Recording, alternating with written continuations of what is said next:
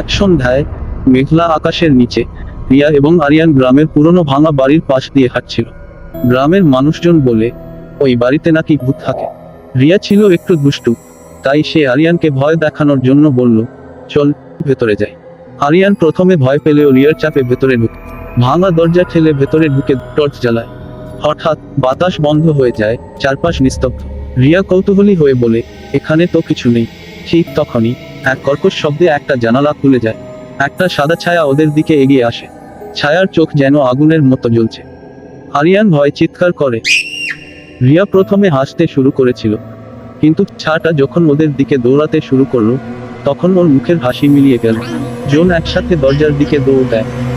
দরজার বাইরে পৌঁছে দেখলো গ্রামের এক দুষ্টু ছেলেকে, যে সাদা চাদর পরে ওদের ভয় দেখাচ্ছিল। কিন্তু হাসি থামার আগেই পেছনে থেকে সত্যিকারের কর্কশ গলায় একটা শব্দ এল, এবার আমার পালা। জন পেছনে ফিরে তাকায়, আর চোখ বড় বড় করে দেখে একজন সত্যিকারের ভূত ওদের দিকে তাকিয়ে দাঁড়িয়ে আছে।